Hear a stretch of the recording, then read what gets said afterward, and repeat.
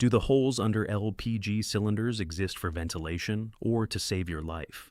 Do the colored marks on the back of toothpaste tubes have anything to do with your health? And why is there that tiny hole near your smartphone's charging port? Why do only the F and J keys on a keyboard have raised bumps and not the others? And the most interesting one, why is one wire of your wired earphones shorter and the other longer? The answers are here, but they were at the end of the video.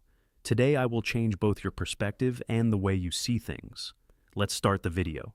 Number 1. We all have LPG cylinders in our homes, but have you ever noticed the round stand at the bottom? And why are those small holes made in that stand? Actually, when a cylinder sits on the floor for a long time, moisture or water can accumulate underneath it.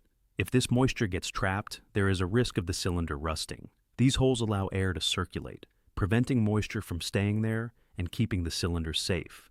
Not only that, but if there is a slight gas leak from the bottom, these holes provide an escape route for the gas.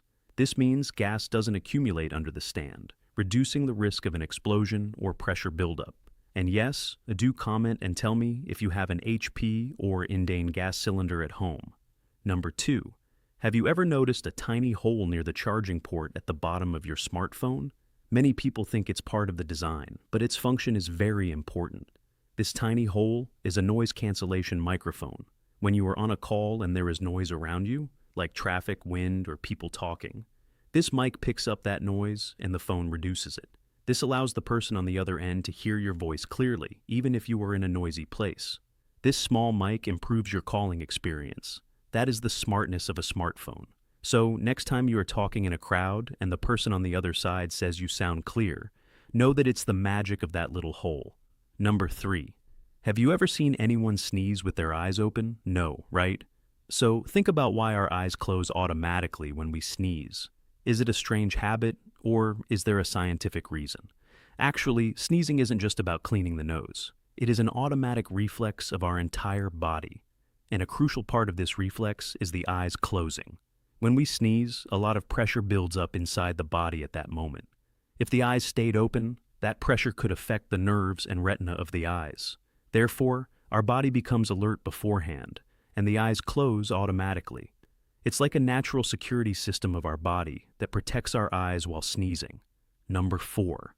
In 1969, when humans first went to the moon, they left footprints on the lunar surface. Now, the question is, are those marks still there after all these years? Yes, they are exactly as they were, because the moon does not have the same things as Earth. There is no wind, no rain, and no dust blowing around. So, whatever mark is made once stays that way for years and years. Number 5. Have you ever seen that small colored square mark on the back of a toothpaste tube? Sometimes red, sometimes blue or green. Most people believe that the color of this square indicates whether the toothpaste is chemical or natural. Let me tell you, that is completely fake. Actually, that color is not a health secret.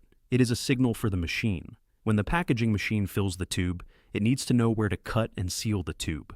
The color code is used only for that purpose. It has nothing to do with the quality, ingredients, or your health. So next time someone on WhatsApp says, "Brother, don't use the toothpaste with the black mark, it's poison," just laugh and say, "Brother, you are a human, not a machine. So be carefree and focus on brushing correctly, not the color of the tube."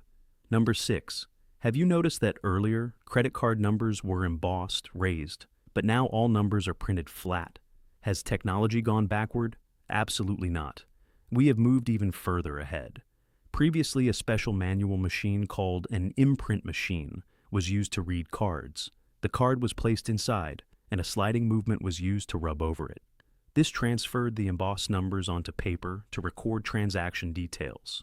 Now, times have changed. Every card has a chip, NFC, and scanner support. That is, the machine doesn't need to touch the numbers. Just tap the card, and the payment is done. Printed numbers also make the card look sleeker and more minimal, and they are safer because the numbers don't wear off quickly, making it harder to misuse the card. Number 7. Do you know that a lock bought from a local shop can be opened by someone else's key? Yes, some cheap local brand locks are made in such a way that the same keys work for them. This is called key-to-like locks. One key can open several locks.